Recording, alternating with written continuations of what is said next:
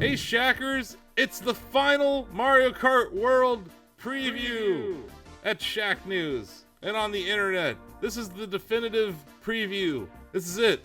There's only a few days left, Steve, until a Nintendo console launches. A new generation of Nintendo hardware is about to descend on the world. And I have the host of our Steve Tendo show, which seems very appropriate, Steve, and definitively the number one Mario Kart player on staff. I'd say Mario Kart 8 Deluxe specifically. Right, Steve? We've played enough. I agree with that, yeah. I think we broke down the statistics head to head at the end of our Mario Kart 8 marathon streams at the end of last year. You have a pretty solid win record against me and almost everyone else on staff. So when I got the opportunity to attend another preview event in New York City, I was like, hey, can I get Steve to come along? And Nintendo was kind enough to have you there. So this was your first time getting your hands on Mario Kart World and your first time with your hands on the Nintendo Switch 2. People have already heard my initial impressions, so I figured they'd be interested to hear what you had to say. What do you think of Mario Kart World? I'm impressed, and I'm looking forward to getting more full time on it. I will mention what I didn't care for, but we'll get that in a couple of minutes. Sure. But the music, I'm a Nintendo music snob, and I loved all the soundtracks because I was planning on not listening to any of it before we got the opportunity to go to New York together. And I was blown away by the music. The graphics look fantastic. It looks like Nintendo is trying to make an effort with the new hardware, and it really pays off. You will be looking forward to getting your hands on some of these characters. I'm not going to spoil anything for anybody. A lot of effort went into this game. It just feels like the next iteration in Mario Kart. Yeah, and I don't know if you saw, like, I think it was about 10 days ago or something, Nintendo posted a interview, like an Ask the Developer interview for Kart, and the devs were saying they've been working on this game for like 8 to 10 years, and it became apparent early on in the Switch 1 development that the game simply couldn't run on it. It didn't have the online framework, it didn't have the graphical capability, and it just wasn't going to be a fun experience. So it's like, this game I feel like has had more time to cook than most online Nintendo games ever, like a Splatoon, or even like an F-Zero 99, or like whatever other online Nintendo experiences. But I think, like, it seems, we're not at launch, right? We don't know how NSO is going to run yet, but it seems like Nintendo is making a sizable investment and a statement that online play is going to be better on this generation, right? Be it with their push for game chat or these online games, like launching with Mario Kart World and saying 24 people are going to be able to play together. This is like it just seems like they're actually making a statement at launch about what this system can do. And yeah, Mario Kart 8 Deluxe was the best selling game on the Switch generation. And if you add it together with the Wii U sales, it's something like over 70 some million units were sold. Like that, yeah. This is an obvious thing. We've all been waiting for a new Mario Kart, but none of us were really complaining about Mario Kart 8 Deluxe. Like, I think it's a great game still. I mean, we just ranked the top 96 tracks last year, and I know that you were just streaming it like last week on your Steve Tendo show, right? I was, and I'm it's gonna get one more Steve Tendo show episode before the sun sets on it. That's a beautiful thing, because, like, yeah, it's as much as we like that game, and I never stopped liking Mario Kart 8 Deluxe. It's time. Like, it's time for a new Mario Kart. It may be even overdue for a new Mario Kart. So it's like things that maybe wouldn't like be that impressive on like on an Xbox or whatever. Like, we've seen modes in games like Forza Horizon or maybe a Burnout game in the past. Like, we're finally getting some of these features in Kart, but also just tons of detail. Right? Like a crazy amount of detail. I was watching gameplay last night. I noticed something. There's a helicopter that says it's like the Mario Kart TV helicopter that follows the player in first place in Knockout Tour. I thought that was That I didn't notice. Yeah, I was like, that's really cool. So it's like, you know, the camera when you're spectating, right? It's actually in the air. Like you see the camera crew like following first place.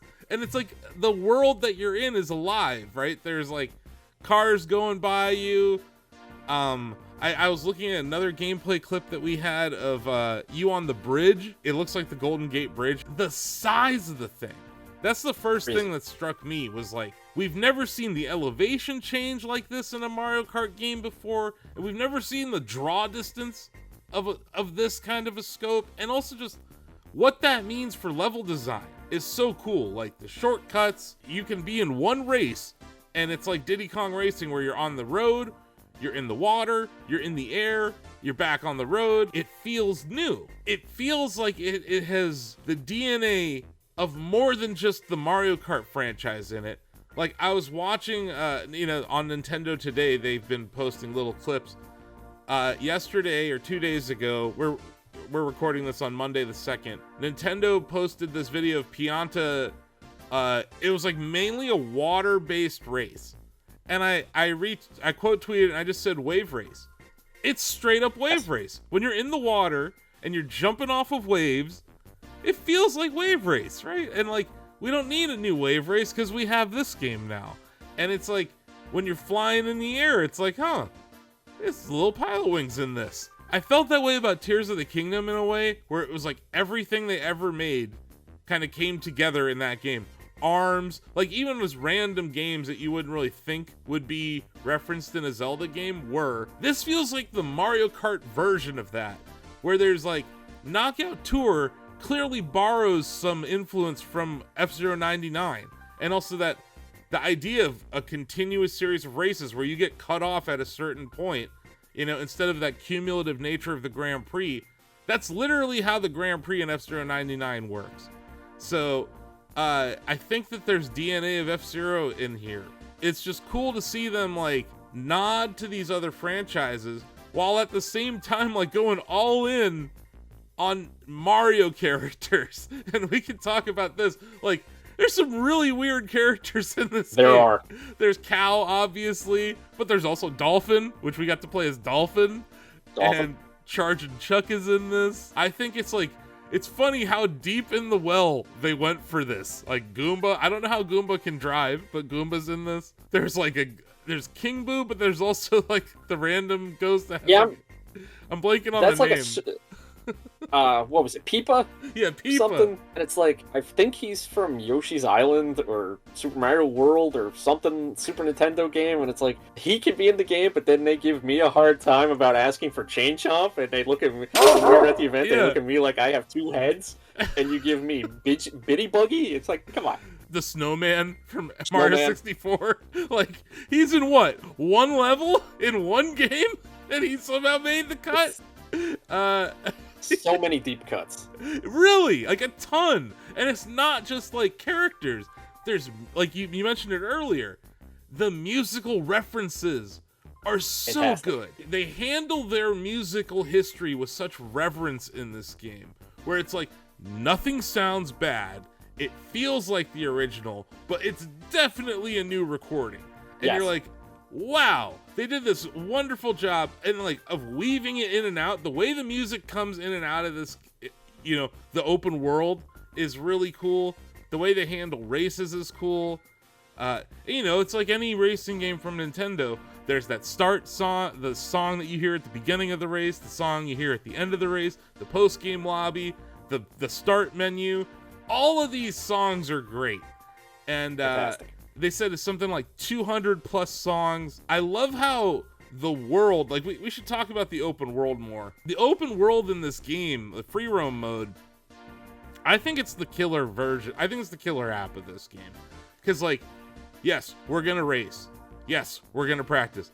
I know you're going to want to be the best person in this game possible. So you're going to be playing Grand Prix by yourself. You know, you're going to be running those tracks, right? Like any good racing game, we're all going to have to learn the turns. We're all going to have to learn the right shortcut or the right wall ride or whatever. Like these new mechanics are going to inform that. But I love that like someone who isn't hardcore can just roll around the free roam world and just have fun. They can just be like, I'm going that way today. Or, oh my god, look, there's a P switch. Because there's a ton of P switches in this game. We can't say the exact number, but there are a lot of P switches in this game. There is something for everyone to do in this game, and that is something that Nintendo has always tried to do. And there have been times where it's like they haven't hit the nail on the head, and it's like, I think if you want to do Knockout Tour, you're gonna go right to Knockout Tour Grand Prix. If you want to go with your friends, they tried to do it a little bit in Pokemon with being able to go around with your friends and take pictures and catch stuff. But this feels like it's a much more like streamlined and like to the point. Again, I'm trying not to confuse everyone watching, but it's like you go in and they knew what they wanted to do. They wanted you to be able to drive with your friends and not have your friendship end. Yeah. Like Mario Kart will do. And they were like, okay, there's P-Switch. Hey, let's all go over there. And have you, like, I don't know, you got cousins, nephews, whatever, but, like, have you played Mario Kart 8 Deluxe with kids? Yes. Have you seen them lose a race? Yes, I have. And it's like Tantrum City. It's like, you do not, like, my friends had their kids over here for a wedding, and, like, we were playing kart together, and yeah, the 3-year-old or the 4-year-old, she was, like, devastated from losing. I think removing a lose condition for those kinds of players, I think is great. You just hand them a controller, and they get to discover stuff, right? You'll find yourself just driving on a racetrack all of a sudden, and you're not in a race, but you're just kind of like, oh, I'm in Bowser's Castle all of a sudden. And it's like, there's no penalty for just driving off a track in that world. It feels like in this one, you're going to need to learn the courses and the shortcuts better because you're cutting through all of them in some capacity. Because when we were at the event, I was in like 11th out of 24, and I cut across the grass a couple of times to get up to 2nd. So it's like, if you're going to need to know what turns you can make and what turns you can't, and that with the free roam, that will let everyone get a shot at learning the courses without having to actually have the stress of blowing through them. And that quick rewind function is going to be perfect for that. Like, yes, it's like I'm in free roam, I'm on a track that I know that I was having difficulty with, and I'm like, I just want to run this one jump over and over and over. And now you can, and with the push of a button, you can try again. And it's like, the game, yes, it penalizes you in something like Knockout Tour or something like the battle modes. Like, there's still all the competitiveness that you want in a racing game is in this game. But there is a freedom in this free roam that has never been in Mario Kart before. And I think that's the magic of this game, is like, if it was just Knockout Tour, and it was just Grand Prix, and it was all the levels that we had, without that connective tissue of the free roam world, I would not say that this is better than Mario Kart 8 Deluxe. But it feels like it is, Steve. I don't know, what do you think? Having over 1,000 hours in Mario Kart 8 and then 8 Deluxe combined. Do you think it's better? Do you think it could be better? Or is it just different at this point? I think it's a combination of it can be better and it's different, and people want to see different things right off the bat. Now if we could have the same conversation in like a month. Yeah, I could be like, oh, it's so much better than Mario Kart 8. That the courses just feel more natural and everything. But I feel like right now, I'm trying to say, from what I've seen, yes, it is better by like a hair. Now in a month, like I said, that could increase by like 50 to 60%. It's like, I don't know how we lived without Mario Kart World. Yeah. And we had Mario Kart 8, even though Mario Kart 8 had like 96 courses, and it was the quintessential Mario Kart game. Well, with the booster course pack, originally it was what, 48. It was originally 48, and then they gave us 48 more. That's right. So like, after, like, when it was all said and done, you had this amazing package of 96 of the best tracks across the history of Mario Kart. So now it's like, instead of just remaking Mario Circuit again, they're like, yes, here's a Mario Circuit that kind of takes influence from all the Mario circuits. here's a Moo Moo Meadows that is kind of like Moo Moo Meadows, you know? Like, there's these nods to the history of the franchise while also being new. And yeah, it comes back to that open world. Like, I really feel like that's going to determine if people like this game or don't. I think that there's going to be the racers out there. They're going to like this. The racing gameplay is solid, right? There's a few tweaks to it. I remember talking to you at the event where I was like, it's grippier. When you're doing a power slide, especially that first joystick wiggle, whatever you want to call it, it's grippier. And like, you can even do like a fast turn if you hit B and A at the right time, like a 180. So like, they definitely focused on the handles being less squirrely. And when you think back to Kart, there's times where you're upside down and you're not even touching the road. This is different. Like, you're always on the road, or you're on the water. You're not in the water anymore. You're on the water. And yeah, you're flying now, where it's not like you're gliding. You're actually in a plane when you're flying. So I think like those three things all feel different, but I think none of them felt bad to me. The only one that I felt that didn't need to be there was the water. I felt driving in like the jet ski, I felt much slower. I felt that it was just, okay, we're just gonna keep it in because it was already in there. If they didn't have you drive through water, I'd be like, all right, it's still gonna be a Mario Kart game, still gonna be fine. But I felt like at a disadvantage driving through the water. That was probably the only time I ever felt that the driving was hindering. That was probably the only time. It was like slower and a little more, it was a little more plodding. Yeah. But I love the freedom that it allows for, because like you can just drive off of a level into the water and be like, I'm going this way.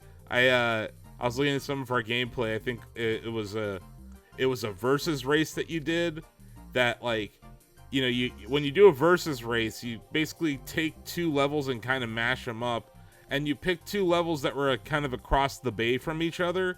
So there was this part of it where you were just kind of driving on the water. I will say the water looks really good. Like it's funny, when I saw the Mario movie, and I love the Mario movie. I know you do love the Mario movie. I know you do too. When we saw Mario in 4K, and we saw Rainbow Road in 4K and Donkey Kong in 4K, and that scene, spoiler alert, with Peach on the motorcycle driving through the Mushroom Kingdom, warning everyone at the end of the movie, we knew at that moment that they were never going to make another Mario Kart game that wasn't 4K, right?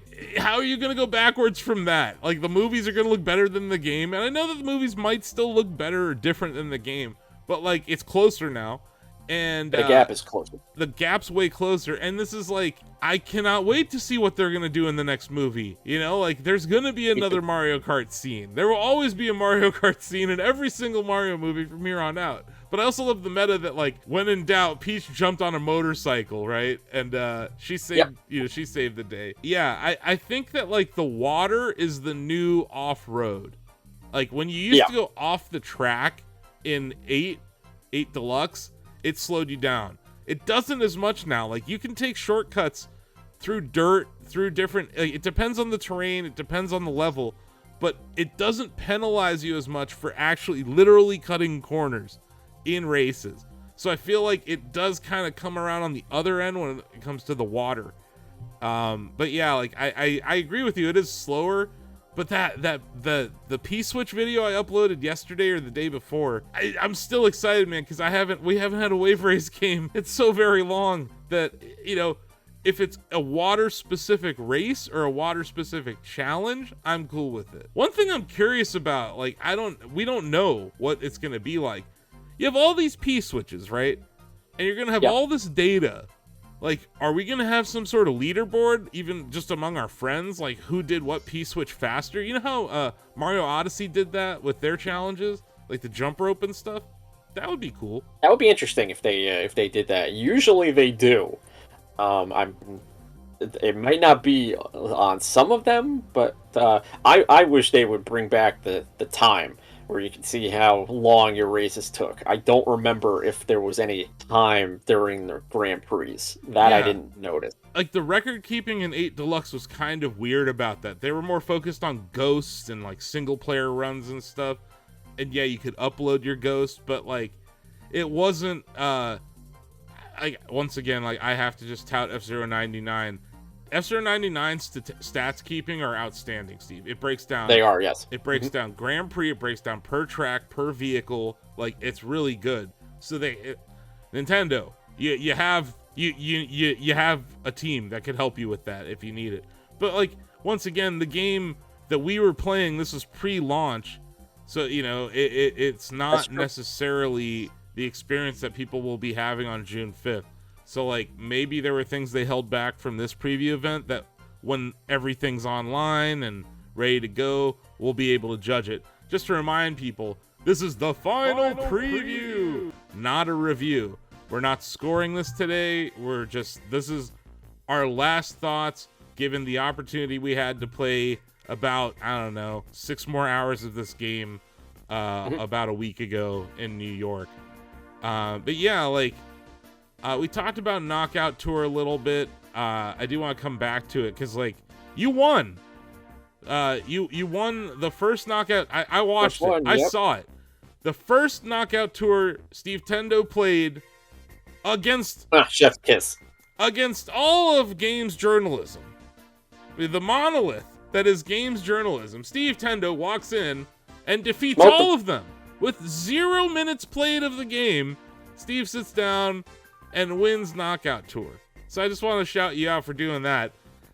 Smoked them. Yeah, and it wasn't even close. I remember. Even close. You looked in the rear view as you crossed the finish line, and it was like, I just felt good because for once it wasn't me losing to you. I was on your team cheering you on. I was like in your pit crew. You know, like I was part of the NASCAR team. I just wanted Nintendo to see that, you know, the games journalist does not always show off the image of being bad at video games, and I was like, I smoked their asses. So I'll just say though, on the box. As a pure anecdote, after that moment, there was always someone from Treehouse hanging out with us for almost the rest of the day. It was hilarious. Like they were like, God damn, Steve's good. The last like 2 hours of that demo that we had, there was always either one of the developers or Treehouse guy was right in our little cubicle. Yeah. Which was really cool to hang out with them. I told every single person from Nintendo to tell the F-Zero 99 devs thank you from me. I'll say it again here. But yeah, it was great, man. Like we really did. I think you got to see a lot of the modes. So, you know, you tried Knockout Tour, you won. I think it's exhilarating, man. Like it is undeniable. 24 racers makes the rubber banding insane. Awful rubber banding, but that's just Mario Kart at this point. But like, it went from, you know, oh, you're in the top 4, watch out, right? When there were 12 racers, when you were in that top 4, oh boy, watch out. Now it's like if you're in the top 12, or even, I would say even the top 6 is less in danger than 6 to 12. It's like 6 to 12 is where fun goes to die in this game. Because if you get going and when the race starts, be on your guard in the top 24, because you will go from 2nd to 19th to 11th to 20th in like a drop of a hat. Yeah, and it's because there's like 5 bullet bills flying by. 2 people have lightning bolts. There's 2 blue shells. You know, someone's got a coin shell. There are 24 weapons times 2 at any given time. 48 weapons can be deployed at any given time in this. Crazy. And it's like nuts. And it's very noticeable. There's a mega mushroom going by. There's a lightning bolt. There's a guy who threw the squid at you know. There's Hammer Bros weapons. There's the coin. There's the new coin shell. It's like it's nuts. It's nuts. crazy. Oh, and then there's the whole food boost. You know, like sometimes you get the food and it changes your costume. Other times it's just a boost. But that's like having another mushroom basically. So the game's like, the races are longer, but the game feels faster at times. Like the actual racing feels faster. And I think it had to, because the levels are so freaking huge that it's like, they're gigantic. Like they had to balance that somehow. And I noticed like we didn't have 200cc in the demo we played. I don't know if 200cc will be in the game. I don't think it's necessary because it felt I agree. I don't think it's necessary. Yeah, 150 felt fast enough to me. And it's like that pace of play is balanced by the scope of the levels, I think, really well. I love the verticality, man. There were so many times where just cool things were happening. Like, it made like Mount Wario or DK Jungle seem small, right? Like, or Maple Treeway, right? Like, these are really iconic levels in 8 Deluxe that are known for their elevation change. That are like nothing compared to these new ones. Like, verticality is crazy in these. Like, some of the intros feel like a Waluigi pinball or something. Like, it's just so cool. There are references to the past all throughout it, but it's still new experiences at the end of the day. Like, even when it is, I think we went to Choco Mountain together and we're like, this is nothing like Choco Mountain. Yeah, we were like, how is this Choco Mountain? And then we're like, but the song kicks in, and then you see the music came in, and you see the pools that look like pools of oil, but it's chocolate, and you're like, oh, okay, like this is a different take on it. We saw the that dinosaur level. I can't remember what it's called. I love the dinosaur level. I love that whole world. I want to just drive around there and try those P-switch challenges more, because that just seems like a really cool area with sweet jumps. I saw you grind on a brontosaurus. Yeah, it's and like that level we didn't just play in race mode and in free roam. You also played it in battle mode. I think it was the coin rush mode. That was cool to see at least how they're gonna implement battle mode.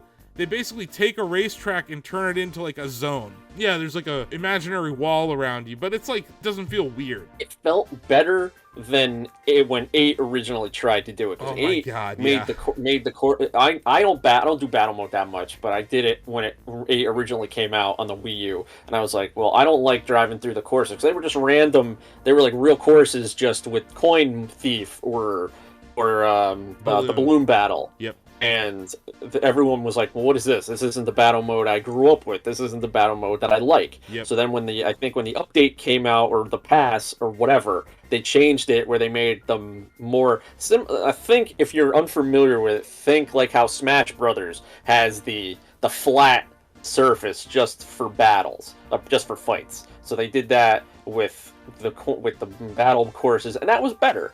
But with this World, I feel like the stadiums are much more conducive for battling. And they brought back the big donut. Yes. For an old like me who really likes Mario Kart 64, that made me feel some sense of nostalgia, because it is definitely Big Donut, but it's Big Donut with Mario Kart World mechanics. So you can fly over the lava. It's such a simple, like sometimes the most simple designs end up being really fun in racing games. I consider Deathwind in F-Zero. It's an oval, right? But they add that wind mechanic and they put a bunch of boosts on the ground, and suddenly Deathwind's one of the hardest tracks in Night League. I feel like Big Donut is going to be a very popular battle mode level, as it should be. But like, it's an example of what we were talking about earlier, where there's like reverence for the past, but they're remaking things. You could have called this like Mario Kart remake, honestly. Like this is the logical next step, in my opinion. Like, we went from SNES, which was cutting edge at the time, especially when it came to like split screen gameplay, right? And then they did it again with 64, where it was cutting edge with level design, sweet jumps, power-ups, the music, right? Like, things were incrementally getting better. And then obviously, like, 64 had some iconic tracks. Royal Raceway placed number 2 in our top 96 for a reason. Like, it's a masterfully designed track. But they also introduced like new mechanics. They introduced a better battle mode. I would argue that 64 still has the best battle mode maps out of maybe any game. The Block Fortress, like, they just had some really cool ideas back then. But it does feel like Nintendo in this generation is coming back to that let's play together thing, right? Like, they showed us a game chat demo. We participated in a game chat demo. We don't have to fixate on that, but like, I can tell you, when you're racing Steve and you see his face laughing at you as he crosses the finish line, it definitely made me shake my fist even harder than I used to. So like I think there's like, yes, it's like finally Nintendo has some sort of voice chat on the Switch Online experience, and finally there's some sort of video component. But the way they're doing it is so very Nintendo. Like the little bubble and like just where they place things and how they use it, it's just funny. I was thinking about the game chat a little bit after I had seen it when we were in New York. And I was coming up with a couple of ideas for it. I was like, okay, so this is seeing the faces. I originally thought, I was like, all right, well, I'm not going to use this stupid thing. This is just a throw-in that my stupid ass will buy the Piranha Plant camera, even though it's not the better camera. I was like, well, I'm a Nintendo homeboy. I'm going to get whatever looks cool, no matter how shitty it runs. Sure. But then I was like, all right, let me think about this. So I was like, okay, I agree that seeing faces when you win does aggravate so much. And I didn't lose at all when we did it, but I was like, I understand where this is coming from. And then I was thinking, like, okay, so this could open up speedrun options for friends. And I was like, okay, you can have I can have people on the show or staffers, and we could be like, all right, we're all going to try and beat Mario 1 at once, and you could speed through it. It opens up, and everyone can see it on camera. So it's like it opens up opportunities to speed run games with friends and do other things with your friends. Yeah, and also like they've shown it a few times in some of their promo videos, but like help people too, right? So it's like if one of your friends is stuck on a Zelda puzzle, you can both fire up Tears of the Kingdom, and you be like, "Here's how I did it," and they're like, "Oh," you know. Whereas like it's. I think it's yes, you could have done that in the past, but if you think logistically, how would I have helped you in the past do that very thing? I'd have to capture it on a capture card and then send you the video file. You'd have to figure out how to get to that place, right? So it's like, because it's all happening on device and it's happening with your friends in real time, it's going to allow for, a different experience. And it's like something... We were talking about it at the event, and like this is just more about the Switch 2 than it is Kart specifically, but I think it involves both. This feels like the DS launch in a lot of ways, where DS launched with Mario Kart. Mario Kart on DS had a game share mechanic where if you were next to each other, all you needed was one cartridge, and that's the case with this as well. If one person has it locally, I think it's 3 other Switches can all play together. Yeah, something like that. Like this playing together thing was something that Iwata really cared about, and it feels like this may have been a scope limitation back on the first Switch. It was like a feature that maybe could have shipped in the first Switch, but there were battery concerns, there were processor concerns, right? RAM concerns. So it's like, it is cool to see it. Like the more I've seen it, the more I've used it, the more utility I see in it. Yes, I agree with that. The more I've seen it too. But granted, like the only negative I had, and I brought it up at the event, but like the only negative I have is the frame rate of the people you're watching is so terrible. It's bad. And it's like you're playing at 60 FPS and 4K on your screen when you're docked, and then you look down and it's like 720p, maybe 30 FPS if you're lucky. Maybe. And that's not great. Like I wish that there's just a little bit of planned obsolescence in this where I'm like, man, I wish if you could have just got the performance a little bit better. Yeah, a little bit. This would have been, it would have gone from being like, yeah, I can see people using it to like, oh yeah, this is a must use. Oh yeah, I can see people using it. Yep. You know what I mean? It's like, that's the one thing where I'm like, it's not gonna fully replace like the AGDQ stage where they have multiple inputs and stuff. But you're right, for grinding random runs together, or think about Mario Maker, like, oh, totally, for Mario Maker. Like, it's gonna be perfect for games like that. So I think that's the exciting part, is like, and that comes back to that like playing together thing. And I see this, it's an echo of the DS launch, and obviously like the DS is their best-selling device of all time. But I remember that GDC where Iwata came out on stage and he demoed that, you know, and it was like, it was a magical moment, and I feel like they're trying to recreate that a little bit here, where like they went away from it Like, the Wii U had a camera on it and a mic, and then like they moved away from that, and it was like you didn't need. That was not the thing about the Wii U that people didn't like. It was a cool thing. Like, they didn't use it very often, but like I think it was 3D World, Steve, where you would blow on the gamepad to like make some flower petals move or something. Like they used they used the mic for really weird things back then. Nintendo was the king of doing things that you wouldn't expect, and the Wii U was that, where it's like, okay, one person uses the gamepad and moves platforms and blows into the mic. And then I love the gamepad for Mario Kart. Honestly, it felt like one of the best controllers I've really ever used to drive. I maintain that the D-pad on the gamepad, the triggers on the gamepad are still better than the Switch Pro controller. Like, they took a step backwards with Switch in a couple of ways, and they talked about it at the press event in April. They didn't want too long of button travel on the triggers because it leads to less responsiveness in other games. So, like, it's a philosophical decision on that front. We both had a chance to touch the D-pad a little bit on the Switch Pro controller.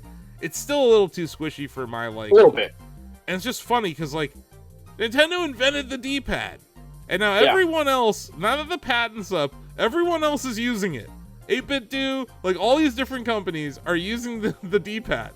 And now Nintendo's, like, trying to reinvent the wheel so that they can patent it again. It's like, no, guys, you had it. You were the cavemen who created fire. Like, just use the fire. Like, you don't need to reinvent fire. Nope. But, like, it's so very Nintendo that they keep trying to do that. But I agree with you. Like, I loved the Wii U for the gamepad and all those features in it. So it's nice to see, like, some of those come back. Yes. And, like, instead of that weird, like, it was just an app where you could video chat, integrating into the OS makes all the sense in the world. Having parental controls and this next step where, like, you have to approve people to be in your game chat. Like, that's cool. That is fantastic. Yeah, like, and just from a parent's or, like, an uncle perspective, like, yeah, it's gonna keep kids safer than Discord would. Yeah, yeah, totally. You know what I mean? Like, there's some wild Discords out there, like, there's the Wild West of TeamSpeak. But yeah, having this feature on the system, albeit maybe 2 generations late relative to their competitors, it's still a nice feature to have, and I think it actually did enhance playing Kart together. It was funny.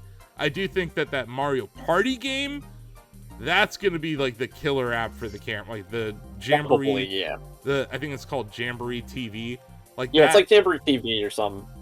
Yeah, that, like, add-on is gonna be, I think, like, the big showcase of game chat, at least in the near term. But you're right, like, it'll be really interesting, like, to come back a month from now and see, like, are people using game chat? Are they using it in ways Nintendo didn't think of? We suggested, hey, it's a cool feature, right? If you're using split screen, right, and you only have one camera in your house and you're playing online or whatever in split screen, the camera can detect 4 people at once, 4 faces at once. So before each session or whatever, you set where the circle is. We think that's gonna lead to some abuse. Oh, we were screwing around with it at the show, and I don't know how grateful they were liking that, but we were screwing around with it a little bit. But it's gonna add so many things. Just the way I was sitting relative to it, I was far enough away where I could capture my whole body, so I did. And I was like, this looks weird, because it was like my leg kept kind of coming in and out of shot. But yeah, that was strange. But other than that, like, I think it's kind of a cool value that it's one camera that can have 4 people's faces like in a game. Like, that's kind of neat.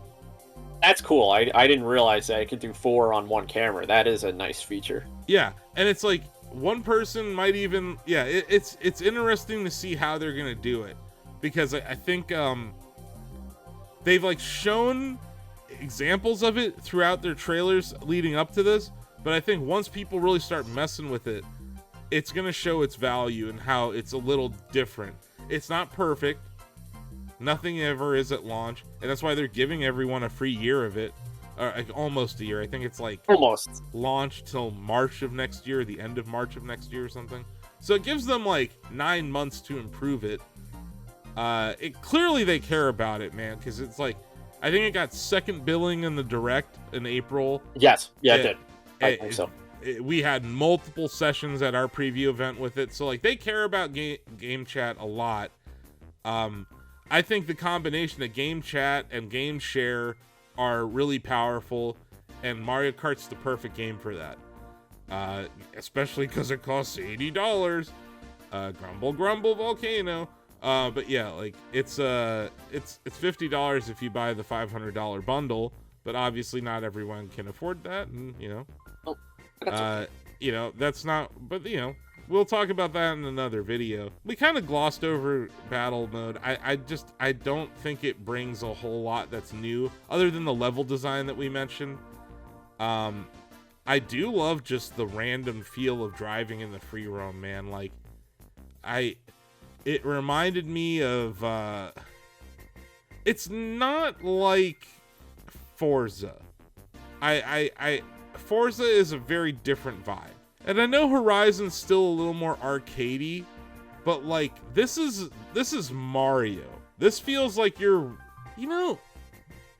kind of feels like Bowser's Fury. A little bit, yeah. That's a good comparison. That you have pretty much know what you're getting into, have the free reign to go wherever you want, and then there are things that are going to come up and be an issue when you get to certain spots. And there's dynamic weather. There's night and day. Like there are elements. Bowser doesn't show up with a heavy metal orchestra to destroy you every however many minutes. I do love that mechanic in the game, but like he's not, at least yet. I haven't seen him in Mario Kart World yet. God, can you imagine if there's a boss battle in this game? They've done missions and bosses before. They could always do it again. Yeah. And yeah, like who knows? The thing I'm seeing is that Nintendo is trying to create a live service game where people want to be and congregate, right? Like, and an aspect of live service games is that you have to support these with in-game events, and what they did with Splatoon last year with that lovely concert to kind of like as a send-off to Splatoon 3. Yes. I wonder what the equivalent of like those special events in Fortnite or the special event in Splatoon, like what will be that carrot that they put in front of people to keep us coming back to Kart World? Because at some point we're gonna find all the P-switches. Maybe we might not beat them.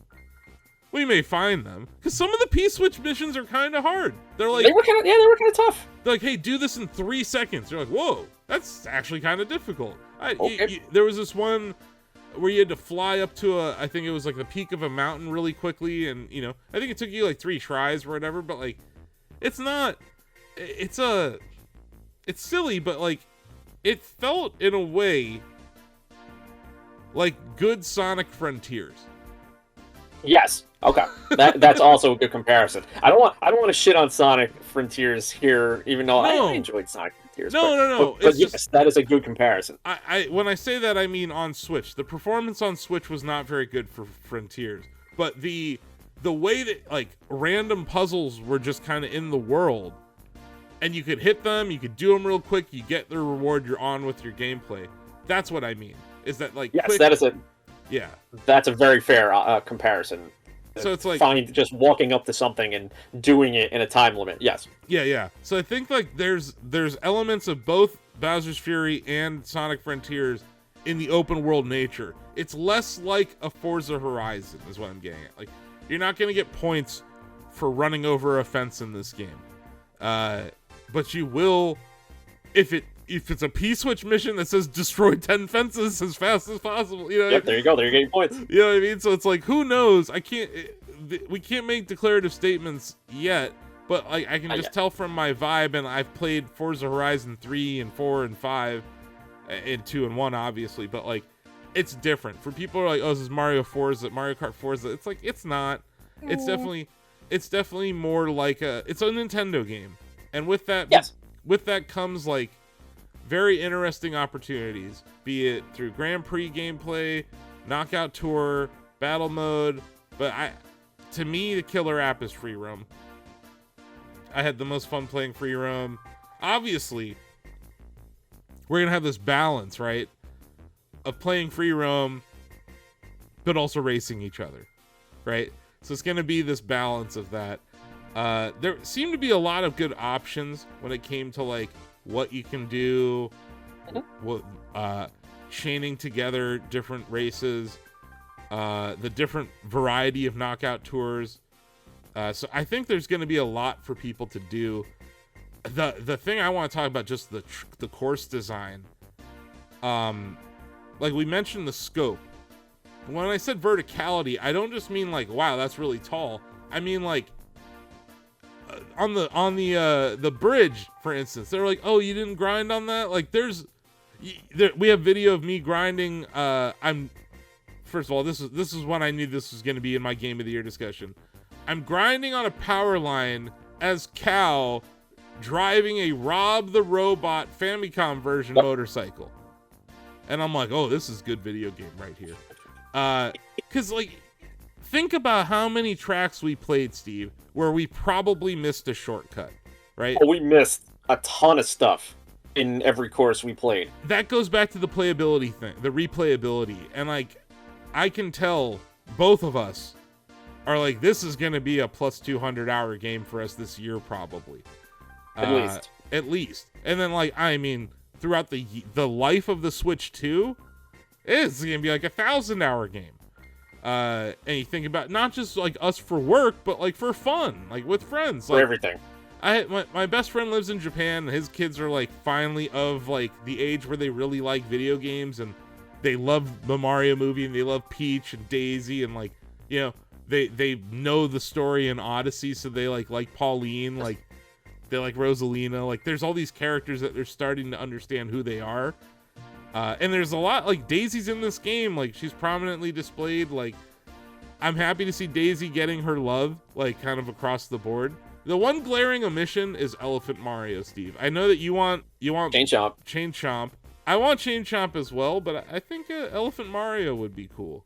And it's kind of surprising that Elephant Mario is not in this in some capacity, just because he's the power-up flavor of the month, with Wonder being the last game that they did, and they usually will do everything they can to put a like 3D like a platforming Mario power-up in Mario Kart.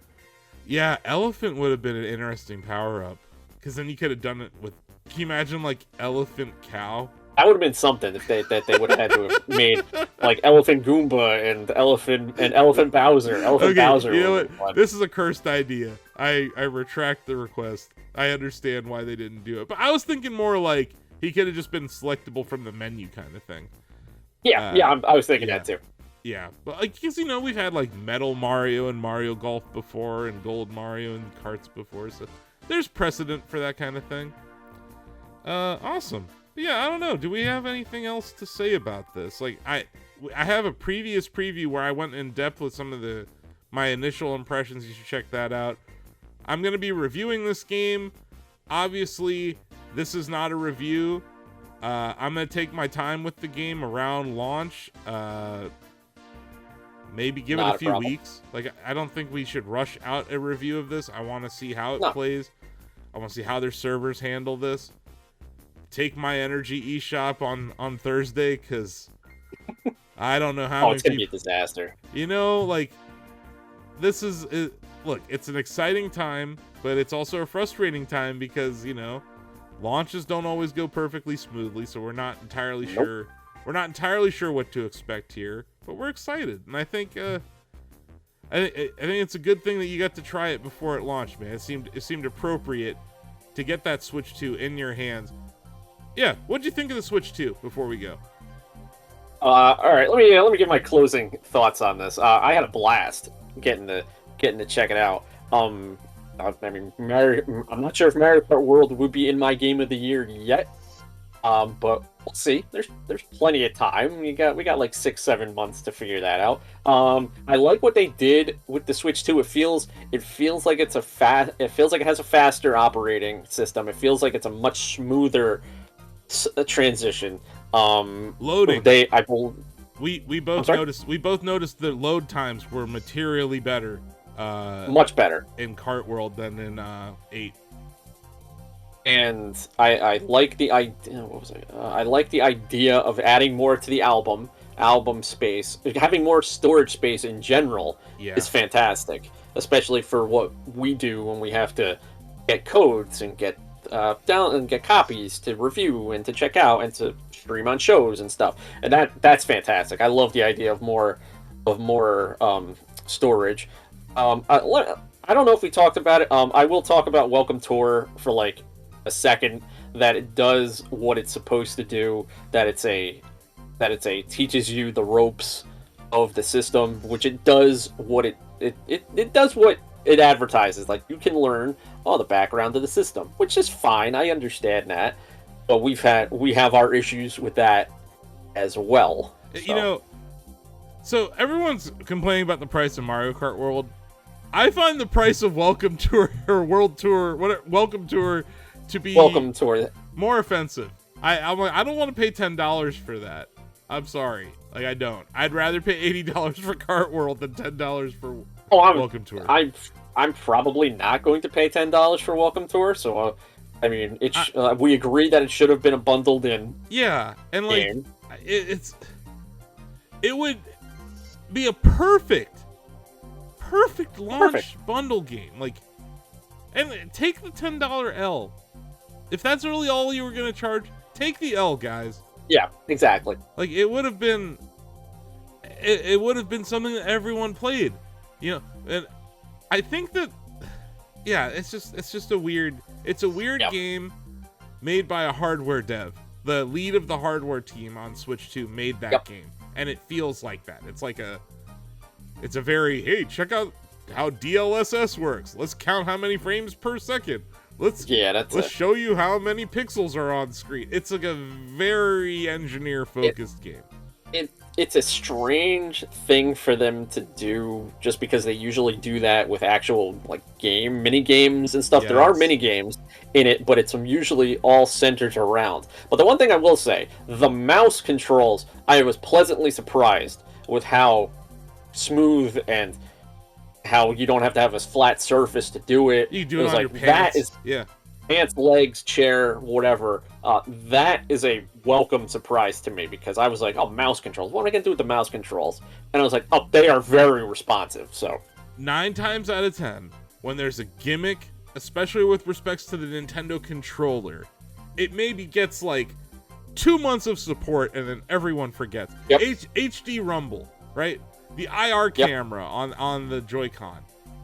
Like, those things were used like only for 1-2 Switch. And that was it. Like, this is an example where, yeah, they're gonna be like, here's what World or Welcome Tour shows you what you can do. Yes, but I'm already seeing, here's gameplay of mouse in Mario Party. Here's mouse. I played Metroid Prime 4 with a mouse, and I don't know how to describe it. It was left hand was analog, right hand was mouse.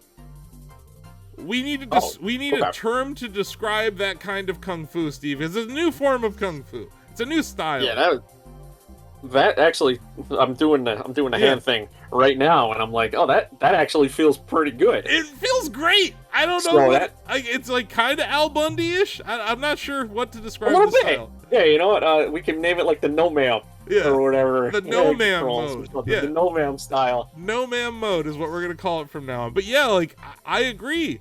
Like, normally there's a gimmick. This is not a gimmick. This is actually good. And I think it's going to be good for accessibility, and it's about damn time that Nintendo makes their systems more accessible to people with disabilities. So it's like, and that goes back to Game Chat. They showed us a demo where it'll take voice and turn it into text on the screen. And there's also going to be support so you can type and have, if you can't speak, you could type and your friends could hear what you're saying read back to them. So, like, I just think that there's a lot under the hood here to be excited about for Switch 2. The hardware, obviously Mario Kart World is our focus of this conversation today, and I think it'll be the focus of the conversation in gaming for a while going forward. Yep. But yeah, that's the final preview. We only have 2 days, less than 2 days from when this video goes live until the Nintendo Switch 2 launch, the launch of Mario Kart World. Also, all sorts of other great games are coming out in the third-party world. We're getting enhancements to Nintendo games like Pokemon Scarlet and Violet. They just showed a video off today. Tears of the Kingdom and Breath of the Wild are both getting really huge buffs, like 4K, 60 FPS, and HDR in 2 of the most gorgeous games ever made. Like, yeah, it's... Yeah. I am very excited to go back to Tears of the Kingdom, especially with Zelda Notes, Steve. Like, the app where we're going to be able to share our builds with each other. That's going to be wild. Like, I'm going to just go on a subreddit on Twitter and find some codes to download and just go get my own Lionel killing machine. Go get my own... Oh, it's gonna add so much more to people making people go back to and be like, oh, Lionel killing machine, or like a Chase Lounge jet ski or whatever. It's gonna add so much. Or like someone made a TIE fighter in it at one point. It's like, I want to download their TIE fighter because it's making those things is not that hard, but finding the parts and getting the parts together is very hard. Like it's like there's so much preparation that goes into that like in just allowing the community to thrive there is gonna be fun. But yeah, those were our Mario Kart World thoughts. Those are some of our Nintendo Switch 2 thoughts, and a little thought about Welcome Tour, just a tiny bit. We needed it. We needed to share it a little bit. So. But yeah, like, looking forward to you getting your Switch in your hand, Steve, so we can talk about this more. I know the staff's going to get together later this week to kind of give a larger impression of what we thought. But that'll do it for now. Thank you, Steve. People can follow you on social media at TUM. Is it 2 S's or 1? It's Tums ST. TUMSST. That's my X Twitter handle. Whatever. And then Steve streams Nintendo games 3 days a week on the Shacknews Twitch channel as at 9 p.m. basically is your start time, or 8? 9 on Monday and then 8 on Tuesday and Wednesday. That's right. So dealer's choice a lot of the time. Steve plays all sorts of Nintendo games. The crowd will get involved. We have some Twitch incentives where you can drop bits to force Steve to play different games. So yeah, give us a chance. Give us a look over there at twitch.tv/Shacknews.